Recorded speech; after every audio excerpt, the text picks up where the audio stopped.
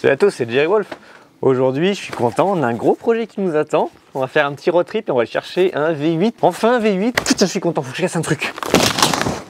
Je m'attendais à ce que ça secoue un peu plus que ça.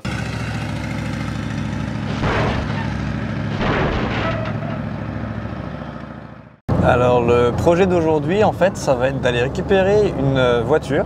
Comme je vous avais expliqué il y a donc 2 semaines en arrière. On va chercher un V8 américain. Alors carburateur à l'ancienne.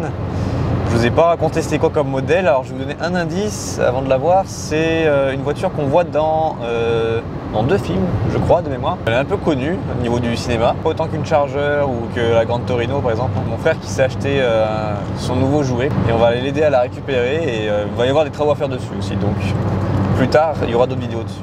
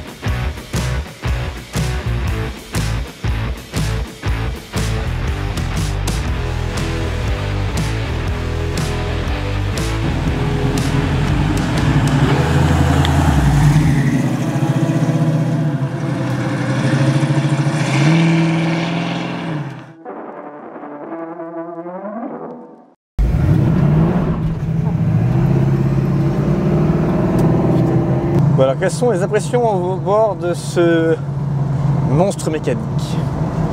Déjà la position est vachement haute, après c'est pas les sièges d'origine donc c'est sûrement pour ça, mais je me sens vachement haut, on surplombe vachement le capot et j'ai même l'impression d'avoir la tête dans le ciel de toit alors que pourtant il y a de la marge. Ça fait une drôle de sensation. Après on voit bien le capot donc ça c'est cool, moi j'aime bien. Niveau freinage, on sent que c'est un peu limite, vu que c'est des tambours à l'avant et tambours à l'arrière. Bah, on sent qu'il faut quand même bien appuyer dessus. Après ça freine, mais faut pas hésiter à mettre limite les 2 pieds sur la pédale parfois quoi. Tu comprends pourquoi la pédale de frein est large comme ça quoi. Après à part ça elle se comporte vraiment bien franchement. Direction assistée est d'une souplesse à l'américaine hein, donc comme j'aime. Limite le volant on dirait qu'il est relié à rien du tout, c'est énorme. Niveau nervosité, ça marche bien, c'est facile de glisser avec on dirait. Hein. Tout à l'heure je me suis arrêté pour attendre mon frère 2 secondes et puis en repartant je pense que j'ai fait glisser les pneus un petit peu sans même chercher à le faire. Donc faut faire attention quand même. Le V8 a tendance à être très joueur, mais moi j'aime bien. Mais bon c'est pas ma voiture donc je vais rester sage bien évidemment. Le volant est minuscule aussi. Moi je suis pas habitué puis personnellement je préfère le look d'origine, les volants bakélite tout fins là, la prise en main est mieux je trouve. Je crois qu'il compte le changer de toute façon, donc au pire c'est pas grave si tu dis mal du volant. Ouais, il est dégueulasse, il a à chier. Voilà. On sent qu'il y a quand même des watts, hein. Dès qu'on appuie un petit peu, on sent qu'il y a moyen de s'envoler quoi.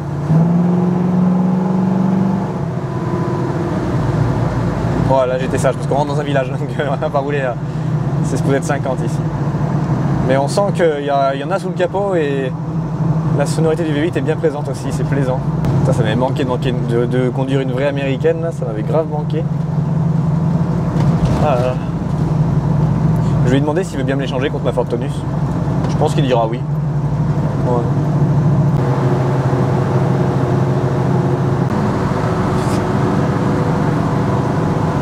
C'est un truc de fou, dès que t'appuies, tu t'envoles quoi. Tu sens qu'elle est vachement légère pour une américaine aussi, et que le moteur a vraiment pas de problème à tirer la carlingue de la bagnole. C'est bien kiffant. Voilà, ça c'est un outil à perdre son permis ça.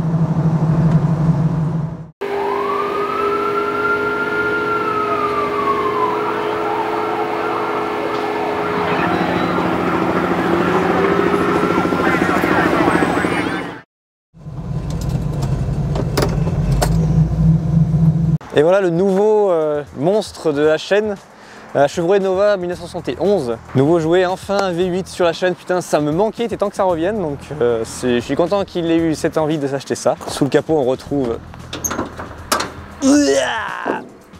un joli petit V8 350, alors c'est pas celui d'origine.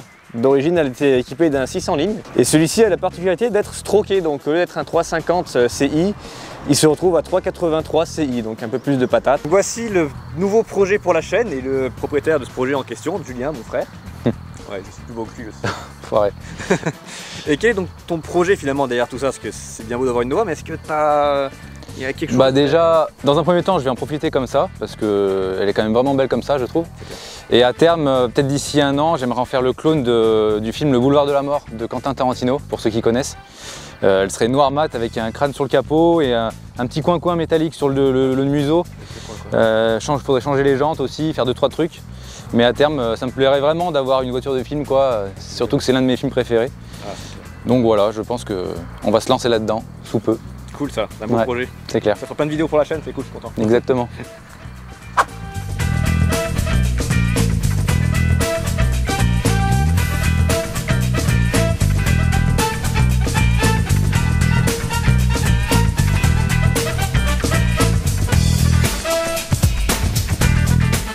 Donc voilà, ce sera tout pour cet épisode. J'espère qu'il vous aura plu et que la surprise aussi vous aura plu. Moi personnellement, je suis aux anges, enfin un V8.